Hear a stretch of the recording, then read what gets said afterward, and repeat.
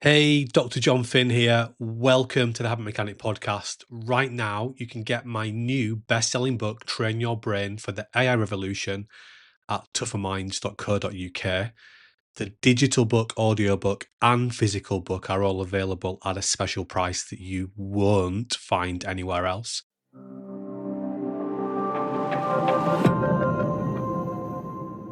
And I genuinely believe that neuroscience and behavioral science can be used to supercharge player and team performance in the same way we've seen sports science transform fitness.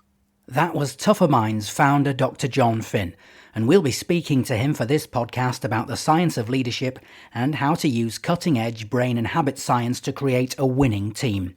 This podcast's being recorded for the League Managers Association Institute of Leadership and High Performance. I'm Andrew Whitelam. Welcome along. We'll be hearing from Dr. Jon Finn about why habit and brain science are the next game changers in professional football, what stops most teams fulfilling their potential, why developing leaders must be given as much importance as physical training, and how managers can get more out of their teams by using leadership science via Tougher Minds' simple and practical team power leadership framework and 5-stage team power model. But we begin the discussion with Dr. Jon Finn by considering some very recent comments by a high-profile and influential figure in world football.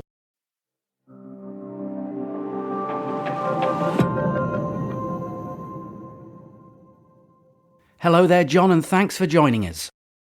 Hi, Andrew. It was, in fact, the former Arsenal manager Arsene Wenger who was giving an interview in 2020, and he was asked what football's next big game changer would be. He responded by saying the next game changer is neuroscience. And he went on to explain how, in his view, everyone in world football had done everything they could to improve physical preparation of players.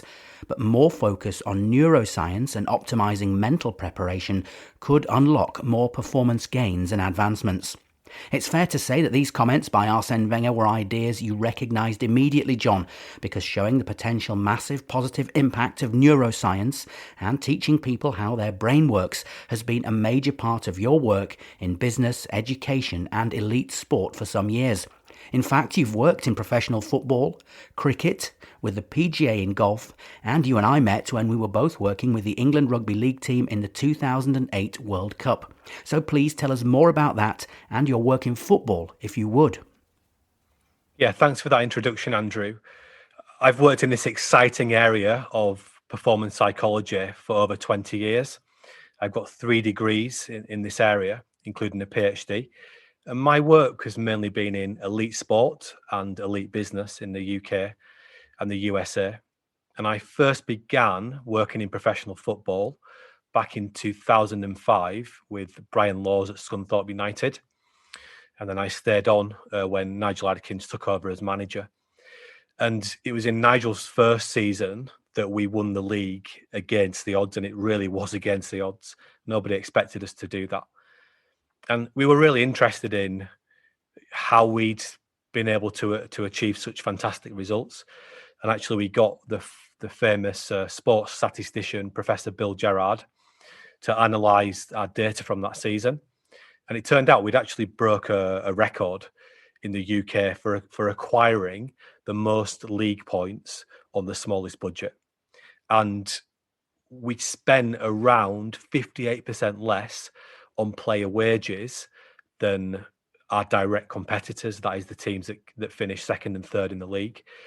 And we've been able to acquire league points about 60% more cheaply than our direct competitors as well. So I wanted to learn more about how we'd done that. And I started a PhD to do that.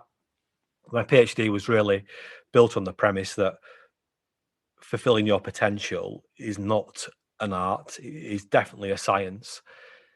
And I wanted to learn more about how players and teams could consistently fulfill their potential, and really how I could help managers to help their teams to do that. So within my PhD, I wanted to learn, more about how can you help people to fulfill their potential individually and collectively using neuroscience, using behavioral science, using psychology, and collectively using what we now call leadership science. Well, thank you, Jon. That's fantastic context and background. The first thing I want to ask you then is, what are the principal ideas and insights from neuroscience that are most useful for us to understand and apply in football? Yeah, that's a really good question, because just knowing how to label the brain isn't going to be that helpful. So my work over the last 20 years has always been about taking the science and making it as simple and practical for people to use in everyday life as possible. So that's my job. And I genuinely believe that neuroscience and behavioral science can be used to supercharge player and team performance in the same way we've seen sports science transform fitness. That is coming if we use this science properly. But what do we need to know from that science that's going to be useful for us to help ourselves and our players? Well, the first thing that we need to understand is that, and we understand this from big sets of compelling data, is that most of what we're doing most of the time is mindless behavior. So we would say at least 98% of all our thoughts and actions are mindless, whether that's technical, tactical, physical, mental performance, leadership performance. So most of what we're doing most of the time is a habit.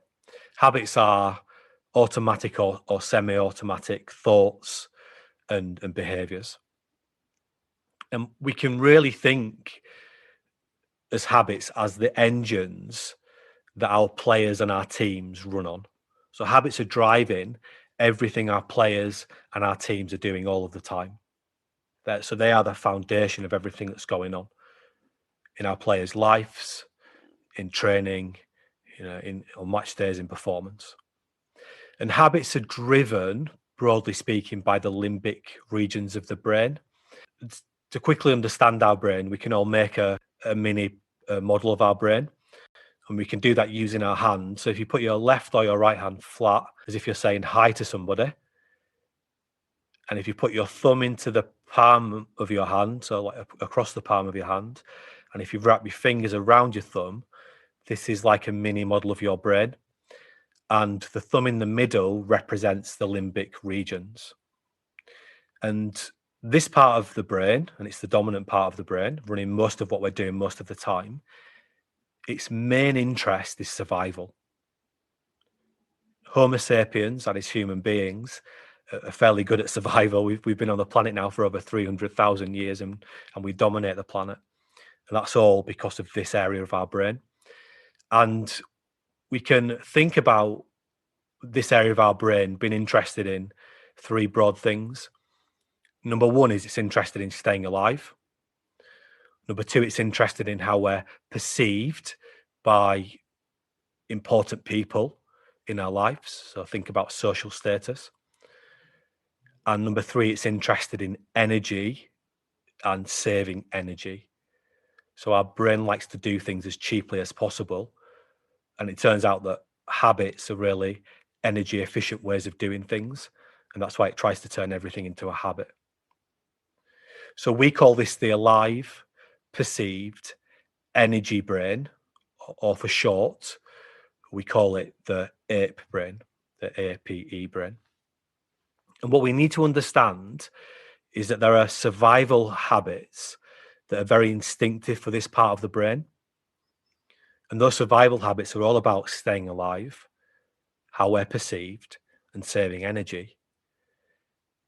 Those instinctive survival habits get in the way of us being at our best, of us pushing ourselves, of us performing under pressure. It's habits like procrastination, giving up easily, giving into temptation, beating ourselves and worrying too much. It's those types of habits that make it difficult for players to turn up every day and be at their best, and to do what they need to do to improve themselves technically, tactically, fitness-wise, mentally-wise. And it's also the same habits that get in the way of the players going into the arena and really performing as well as they can under pressure on game days. So these habits, they get in the way. And what we need to understand is that our brain is not fixed. It's soft-wired, if you like. Our brain is made up of about 100 billion neurons, and they're like plasticine. And the more we practice something, the more of these wires get dedicated to that thing. So if I practice worrying a lot and beating myself up a lot, I'll get really good at that. If I practice missing easy opportunities in front of goal, I'll get better at that. If I practice performing well under pressure, equally, I'll get better at that. So we're not fixed. Our brain is changing all the time via a process called neuroplasticity, and we get good at what we practice. What we need to understand is that these survival habits, the habits that get in the way of us turning up for work every day and pushing ourselves to be our best, and the habits that get in the way of us performing under pressure when we need to, that we're starting to recognize that these types of habits are the biggest waste of resources for any one individual in any 24-hour period. And therefore, they're also the biggest waste of resources for a team, because ultimately teams are made up of individuals. These habits are largely invisible to us because they're so mindless, we don't really see them. That's why they're so problematic. And what's really important to understand is that it's unhelpful habits that are the root cause of all the technical, tactical, fitness, performing under pressure problems that your team is experiencing or has experienced in the past or will experience in the future. And these habits, these unhelpful habits, are the root cause of the lifestyle problems your players face: gambling, alcohol, not living right. They're the root cause of the training problems your players face: not pushing themselves hard enough, or not pushing people around them hard enough. And also they're the root cause of our teams not consistently fulfilling their potential in the arena when they need to under pressure. So habits have a lot to answer for in terms of individuals and teams fulfilling their potential. And when we talk about neuroscience and behavioral science and psychology, it's habits that are the most important thing to pay attention to. Well, wow, that insight that habits play such a pivotal role and are so central will perhaps be a surprise to many, Jon. So I suppose the next question is then, what can managers, assistant managers and coaches do to help their players develop helpful habits? Yeah, and that's obviously the most important thing to understand.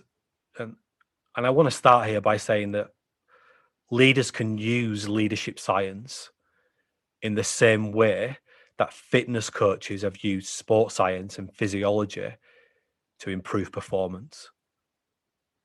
And when I say leadership science, I'm talking really about a combination of neuroscience, behavioral science, and psychology. And we can use leadership science to turn leaders into what we call habit mechanics. So we become experts at helping our players and our team to build habits that are going to help them to achieve the team's goals. Leadership science will supercharge both your man management and your team's performance. It will help managers to be more efficient and effective in getting their players and teams what they want them to do in order to win more games of football. It will help managers to help their players and team develop the habits they need in order to win. Again, in the same way that sports science has allowed fitness coaches to be more efficient and effective in developing player fitness. So I suppose, what are the mechanics of building better habits? And to understand this, and what are the mechanics of helping other people to build better habits? To understand this, we need to go back to the brain. And we built a mini brain model in our hand. And the thumb in the middle, we said, was the ape brain. The little finger in your hand model is representing the prefrontal cortex. Now, this is the part of the brain that runs from behind the eyes all the way to the top of the forehead. And we imagine that a little character called a Wilhelmina power or willpower, you can decide which one it is for you, runs this part of the brain. And we can use willpower to help us to manage the ape brain. And the first thing that we can use willpower to do is to help us to analyze our habits, to analyze the habits that are helping us achieve our goals and recognize them and give ourselves a pat on the back for them, but also to analyze the habits that are getting in the way of us achieving our goals, the unhelpful habits. And we can use our willpower to help us to rewire those 100 billion neurons and help us to develop more helpful habits. And if we individually and collectively just keep building more and more helpful habits, that's how we achieve winning teams. That's how we achieve consistent levels of high performance. And what leaders can do is they can use leadership science to create environments that make it as easy as possible for their players and team to develop the lifestyle, training, and performance habits that allow them to consistently perform to their potential. And it's the role of the leaders in your team to create this environment that makes it as easy as possible for people to build more helpful habits. But I must say that leadership does not only fall on the manager. We need to proactively recruit leaders, but more importantly, we need to proactively develop leaders. And we need to develop leaders in the same way that we develop technical, tactical, fitness, and mental aspects of performance in our players, so that we're continually developing more and more leaders in our player group. And what we're trying to do is pack our teams full of habit mechanics, and that's going to make it easier for everybody to be at their best more often. And later on in the podcast, I'm going to talk more about how managers can develop their own and their team's leadership abilities. And I'm going to introduce the Tougher Minds Simple and Practical Team Power Leadership Framework, and also our 5-stage team power model. Okay, Jon, well, if we step away from football for a moment, I know that you believe there's an elite sports team we can analyse here and see happening what you've described in real time almost, and hence understand how they've successfully risen to the challenge of constant adaptation and improvement. And that team is in the world of rugby union, and it's the New Zealand All Blacks. And we can start by considering some comments from their 1987 World Cup winning captain David Kirk. He also went on to win a scholarship at Oxford University. And David Kirk points out that the All Blacks' adaptation to whatever's put in front of them is New Zealand rugby's greatest asset, and that's the ability to keep redefining the game of rugby, shaking off isolated poor performances and quickly righting wrongs that befall them along the way. David Kirk was speaking to the sports website ESPN when he said, "I think the New Zealand system, if you like, is directed towards solving rugby problems, like having a better scrum, or what you do in the line-out." He added, "There are other ways of doing things. For instance, how do you deal with rush defences? New Zealand is a sort of rugby problem-solving machine, and however problems are solved, they get dispersed very quickly. It's all very well to solve a problem and to change a style of play, but you've got to practice it and do it over and over again to make it good. And I think New Zealand is good at that at all levels." So that's David Kirk's opinion. Here are some more statistics about the All Blacks. Although their current form's not perfect, their winning percentage from 1903 to 2019 is nearly 80%. And from 2011 to 2015, we saw one of the great All Black teams of all time, where their winning percentage was closer to 95%, and they won back-to-back Rugby World Cups. So the All Blacks are widely regarded then as the ultimate sports team. And fortunately for us, their winning methods are extremely well documented in the media and elsewhere publicly, so we can gain a good sense of how they achieve this success. So Jon, how are the All Blacks able to consistently be one of the highest performing sports teams on the planet? If only we knew the answer, Andrew. No. Yeah, it's a great question, and as you say, we get this sort of continual flow of information about what the All Blacks do. I think it's important to say that certainly the way that I see it, and from some of the insights you shared there, it seems like the All Blacks' aim is to consistently put a team on the field that is excellent at independently understanding how to break down the opposition defence so they can score points, and equally excellent at breaking up the opposition's attack. And it's very well documented that the coaches want the players to take as much responsibility for that as possible. So when we talk about problem solving, I think that's what they're referring to, is that they can break up attacks and break down defences. I think to really understand why the All Blacks are successful, and actually why they've been less successful in recent years, we need some kind of framework to guide our thinking. And I think there are three drivers of a high performing team that will be helpful to understand in order to help us understand more about the All Blacks' success and failure. The first thing that needs to be in place for a team to be high performing is it needs to have big, meaningful goals to work towards. You know, what's the purpose? What's the strategy? What's the priorities right now? And it seems very clear that the All Blacks' big goals are to be the number one team in the world, and also for every individual to be a great All Black. The second driver that needs to be in place, I would say, is what we call me power conditioning. This is about each individual team member continually striving to get better.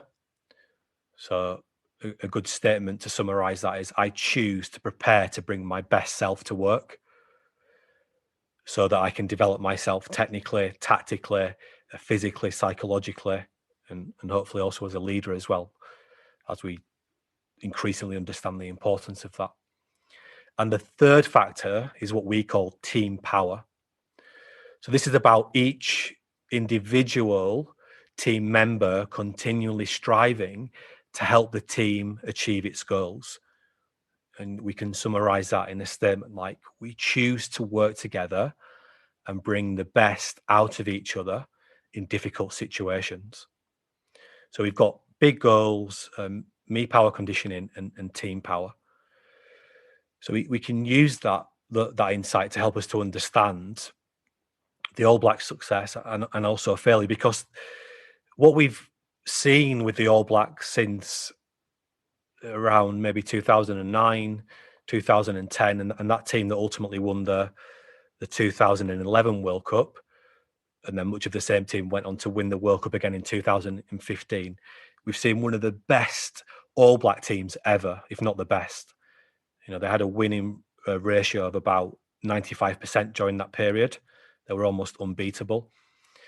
And then what we've seen post World Cup win of 2015, when a lot of the senior leaders retired, was a much less successful team. If we think about the success and what made them successful, I really like Steve Hansen quote that he gave to a British newspaper. In that Steve Hansen is the former coach, is that right, John? Steve Hansen is the former coach, and he's touted by many as the greatest All Black coach of all time. Yeah. And he was asked about what's the secret of your success, and one of the things he said, this is a verbatim quote, is, if you think you've arrived, you probably have, and it'll be the end of the destination. If you keep striving to get better, then you're going to search for ways to do that. And I think that's a great summary of those three big areas. Steve always talks about being a great All Black. So that's the goal for the players, being the number one team. In order to get there, they need to keep doing me power conditioning to develop themselves individually, but they also need to do team power as well. That is supporting everyone else in the team to get better. So that's what he expects of his players. And then what was really interesting, after they'd won the second World Cup in 2015, the Amazon did a fly in the wall documentary as part of the All or Nothing series, which you might be familiar with. And within this documentary, showing the All Blacks not performing as well and not getting the results that they're used to getting, or that in fact we're used to them getting. And in one particular episode, they'd been beaten by Australia, which for the All Blacks is never good, but they were being criticised, particularly of being complacent. And within the same episode, it showed the build up to the Argentina game, and Steve Hansen had specifically asked his players to do some video analysis work, if you like, to prepare them to play Argentina on the Saturday. And it shows a team meeting on the Thursday where Steve Hansen asks his players to stand up if they've completed that individual video analysis work. Surprisingly, only 3 out of the 25 All Blacks actually stand up to say that they've done the work, they've viewed the clips. This was deemed as not a nice to have, it was deemed as a vital part of their preparation building up to the Argentina game after a poor performance to Australia. So obviously Steve Hansen isn't very happy about this. And he responds by challenging the squad to consider and improve their daily and weekly habits. So, Steve Hansen has some insight here. This is about the habits because he gets that is driving behaviour. And he says verbatim to the team in the meeting, what I need you to do if you want to be a great All Black is have a look at your habits from Sunday to Friday. He says Saturday, match day, is just the fun part. And he goes on to say, every time you look in the mirror, you ask that man, am I doing what I need to be doing? It's not about the talk, boys. It's about what you do. And I think a bit like my experiences at Scunthorpe many years ago, where we had this fantastic record-breaking season, league-winning season, and the season after, we just weren't as consistent in our performance. We were all deeply disappointed at the end of the season. I think we felt we kind of failed, but we all learned so much from that experience, because when you're able to put such high performance, consistent performance right next to performance that isn't as good, I think that's when you learn the most. And that's why this juxtaposition of the All Blacks performance is so interesting. But what I think is really interesting is I hear the All Blacks, in the narrative that comes out of what the All Blacks do, they talk an awful lot about mental skills training. I don't hear them talking about neuroscience or behavioral science or leadership science. And I don't think they have a good as understanding of that area as they do from mental skills training. And I just wonder if they'd had a better understanding of leadership science, if they'd have been able to navigate the transition of developing their next group of leaders more efficiently and effectively. Because essentially that's the problem that Steve Hansen is pointing towards in that group, is that there's not enough really good leaders to actually influence the behavior of the group. I think that even the best teams in the world are not capitalizing on leadership science in the way that they could, and they're therefore not getting the performance advantages that this offers. Well, Jon, more amazing insights there for us. So I suppose we would then ask, how can football leaders, managers, coaches, assistant coaches, how can they use these insights in their own football environments in order to develop high-performing players and teams?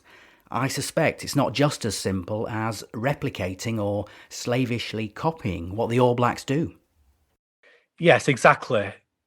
There's so many books out there about what other people do, and I genuinely do feel the best coaches and the best managers, they they do understand that copying, for example, what Steve Hansen did with the All Blacks, is a little bit like watching him fix his car engine, and imagining that this will give you enough knowledge to fix your own car engine when it breaks down.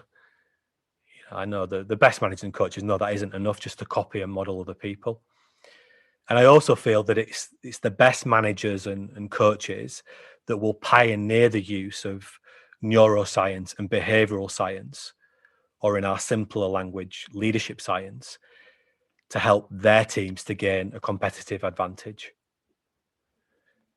And I think it's really, if we're going to capitalize on this science, it's really important to understand, and if we're using the metaphor of an engine, that the engines that run your teams are your players' habits, are your coaches' habits, are your backroom staff's habits.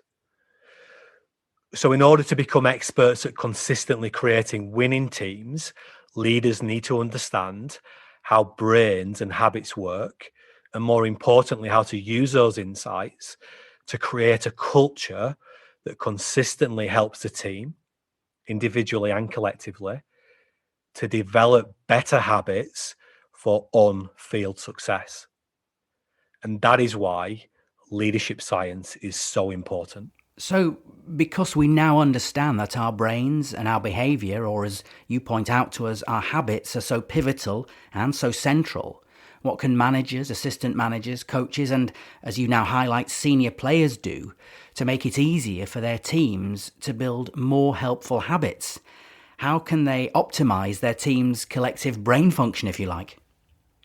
Yeah, I really like that idea of a collective brain, because I think it's true. That's how humans work.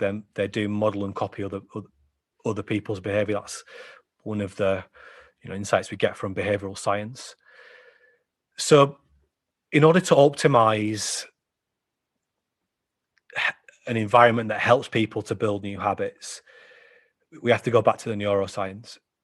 Because of the way we're hardwired, certain conditions create a positive relationship between our ape brain and our willpower, or between our limbic regions and our prefrontal cortex. And those conditions make it easier for people's brains to work properly. And in turn, it makes it easier for people to have what we call a purposeful development mindset. That is a mindset where people want to get better and they're continually working on themselves. So if we can understand those conditions and how to create them, we can make it much easier for people, our team, individually and collectively, to build more helpful habits that help them to be better technically, tactically, physically, psychologically, and ultimately help them to win more football games because they're better able to perform consistently under pressure. And we can use insights from neuroscience and behavioral science and psychology to guide our understanding here. And in order to create this positive relationship between the ape brain and willpower, there are probably three rules that are good to understand, three sort of foundational ideas that we need to get right if we want people's brains to work properly. So I'll go through those three areas. The first area is what we call building psychological safety. This means that people in your team, if their brain is going to work properly, they need to feel safe, like you like them, like you care about them, like you've got their best interests at heart, that you want them to get better. When we don't feel safe, our ape brain quickly takes over and we just focusing on the worry and the threat and the problem all of the time. And that makes it really difficult for us to do the kind of things we need to do to develop ourselves. The second area is what we're going to call sharing vulnerability. So if we want players to get better and improve themselves, that means they need to admit and be comfortable with admitting that they're not the finished product, that they can get better. And that's much more likely to happen if the leaders in the group, the senior people in the group, are also saying that they're also saying that they are working on themselves, that they are getting better. And I've been privileged to work with some of the top people who are deemed as world-class leaders in professional sport. One comes to mind right now is a guy called Jamie Peacock, who was the only player, in fact, to win the treble at two different teams. He won the treble at Bradford Bulls and also at Leeds Rhinos. I worked with him when he was the England rugby league captain. And on day one, JP turns up, and I think that season he was player of the year in the entire world, but still turns up wanting to learn how to get better and how to develop himself as a better leader.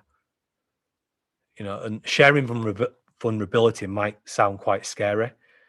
So if you don't feel comfortable doing it with your players right now, just start doing it with your staff. And it isn't about saying you're not good at anything. We need to reinforce the things that we're good at, our competencies. But now and again, it's okay to admit that we are working on ourselves and we are getting better. So we build psychological safety, we share vulnerability. But then what we need to do is we need to, what we might say, establish purpose. We need to show people what are our goals, what do we want to achieve together, what do we need to get better at individually and collectively, so that people have a purpose and they have clear goals, clear improvement goals to work on. So build psychological safety, we share vulnerability, we establish purpose. They're the core foundations, I think, of building a culture and environment that makes it easier for brains to work properly. And the important thing to point out here is that everybody in your team has a leadership responsibility.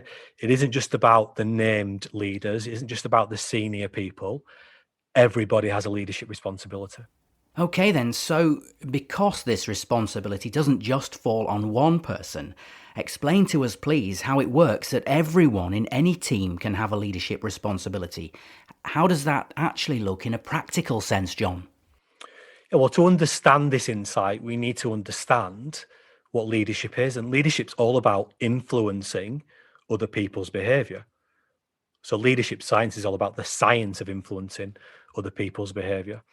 And everybody in your team, whenever they say something or they do something, they influence other people's behavior.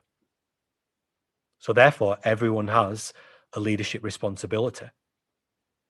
And that is why developing leaders must be given as much importance as physical training, because we need everyone in the team to become a better leader. In the same way that we need everyone in the team to get better technically, tactically, physically, psychologically, we need everyone to become a better leader. So to make it easier for managers to use leadership science to develop themselves as leaders, to create more leaders in their team, and in turn that makes it as easy as possible for their players' brains to work properly, individually and collectively. We've used insights from neuroscience, behavioral science, psychology, or in other words, leadership science, to develop our team power leadership framework and our 5-stage team power model. Okay, then let's consider each of those then, Jon, if we can. As you say, you've created them both using cutting-edge insights from neuroscience, the leadership framework and the team power model. We'll take each of them in turn. If we can start then with the leadership framework, please explain more about that to us. Yeah, and I must say that these are tried and tested models now, and we've been using them in elite businesses for a number of years, and more recently in sport, and they are really powerful models. So the team power leadership model breaks leadership into 4 core areas, and what we're essentially doing is helping leaders. Using this model, we're helping leaders to understand how their brain works, and specifically, we're helping them to analyze their leadership habits so that they can recognize their strengths as leaders across these 4 areas, but also recognize the areas that they can improve. And then we show them simple and practical things they can do to become even better leaders. And so the 4 areas are: number 1 is the role model. So it's almost like, as a leader, you wear 4 different hats, and as what you want the senior leaders in the team to be doing is getting as competent wearing each of the hats as possible. For your junior members of your team, they don't need to be excellent at all 4 of these areas, but you definitely want them to be excellent at some of the areas, which I will point out as we go through. So the first area is the role model. This is about what other people see you doing.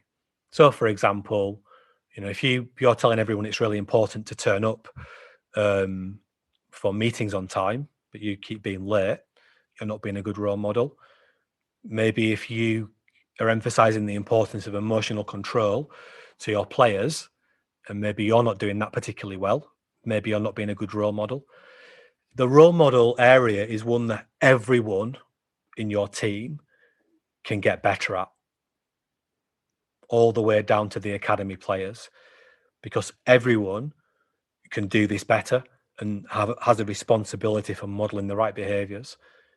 In that All Black example we saw, most of the people weren't modeling the right behavior of watching the video clips. So that was problematic. So we want everyone to be better role models. The second area is what we call the action communicator. This is about communicating with people in a way that gets them to take positive action. And again, this is something that everybody should be expected to get better at, because everybody communicates to each other every single day, and everyone can do that better. Everyone can get better at communicating with people that has a more positive influence on their behavior. And there's a science to that, and this framework shows you how to analyze your habits so that you can get better in that area. The third area is what we call the swap coach. This is about the one-to-one interactions that we have with our players and our staff and other people. And one-to-one coaching, like all coaching, is about changing people's behavior. And there's a science to this that we can use to become even more efficient and effective in that area. And that this model shows you how to do that. And then finally, we have the cultural architect. This part of the framework is about setting up the environment, setting up the big goals,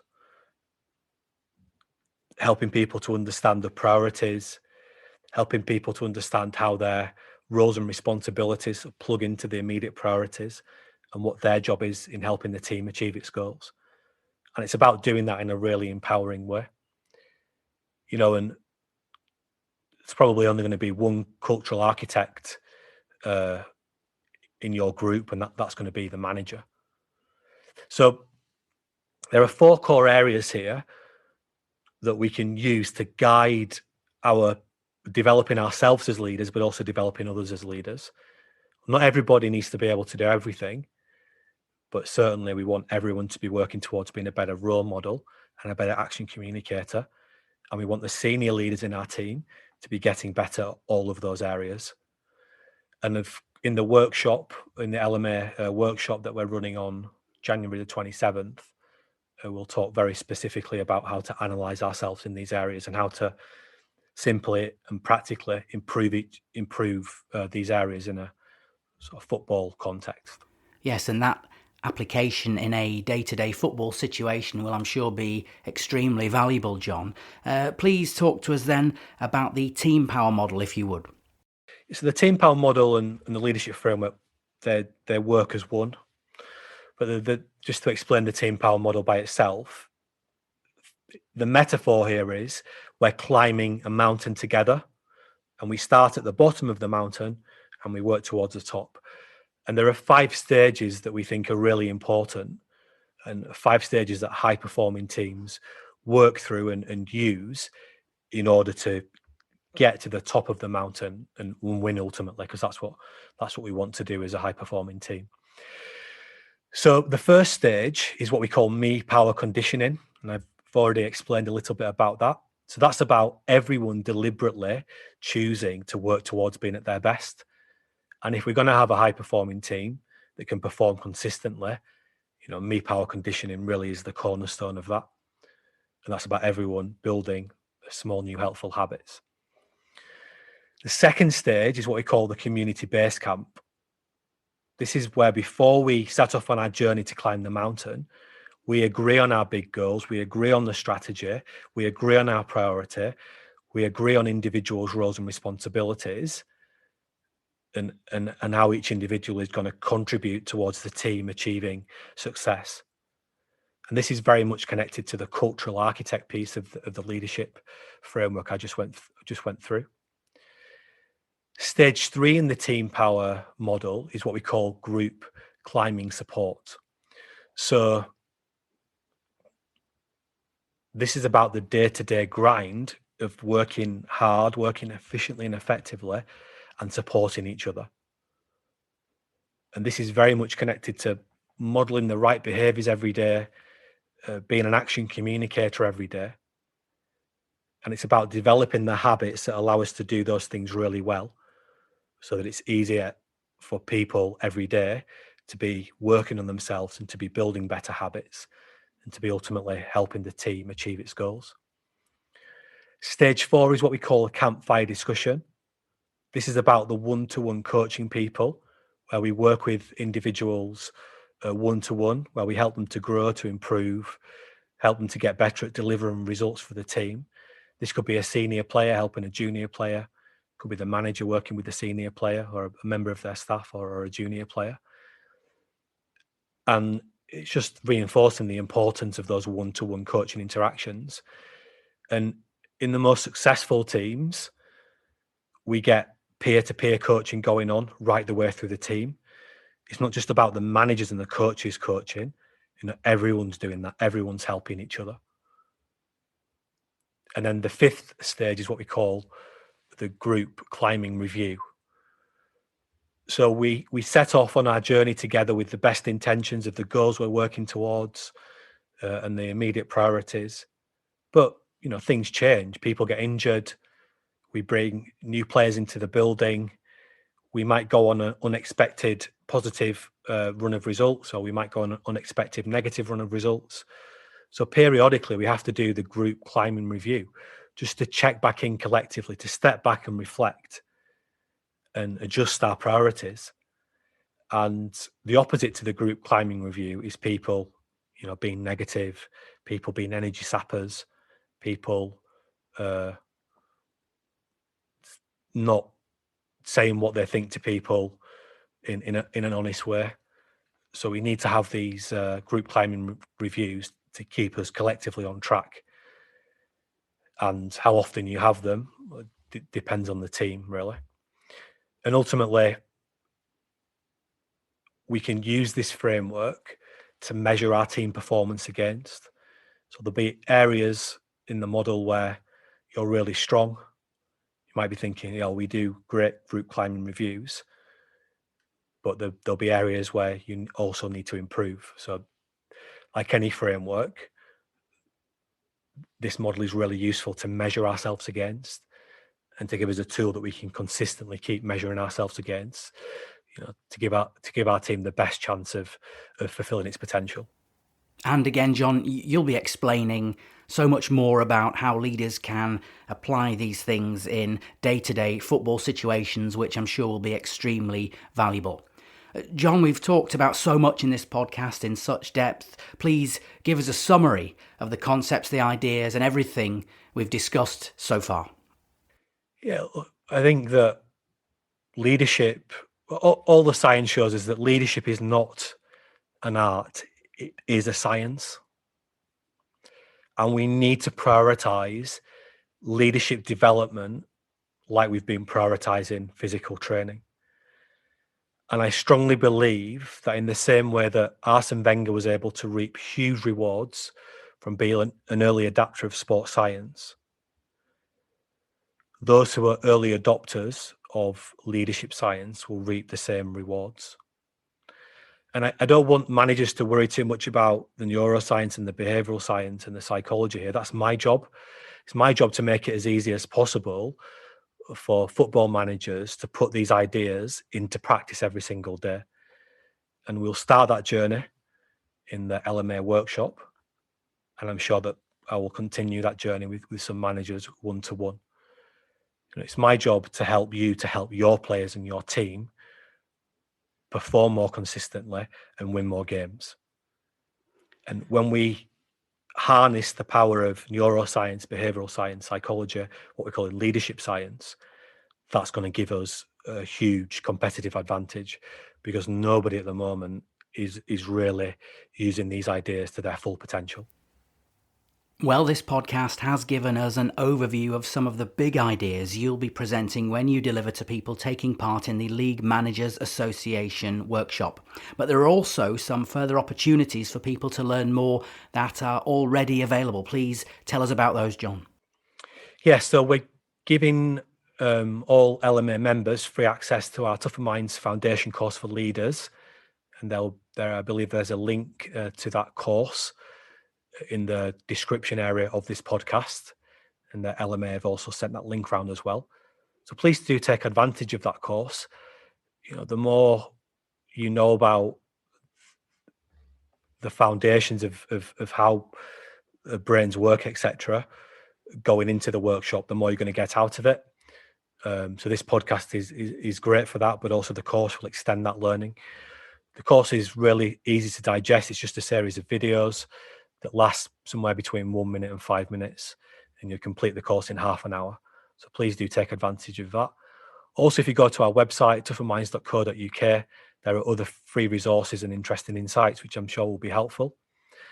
And then, if you do have any questions from the podcast or the course before we do the workshop, then please do get in touch. You can do that via our website, or I'm happy if you send me a direct email. My direct email address is Jon Finn, which is JONFINN @tougherminds.co.uk. So please do get in touch if you have any questions. Well, thank you, Jon, and thank you for talking to us for this podcast for the League Managers Association about the science of leadership and how to use cutting-edge brain and habit science to create a winning team. Thanks once again, and thanks to you for listening.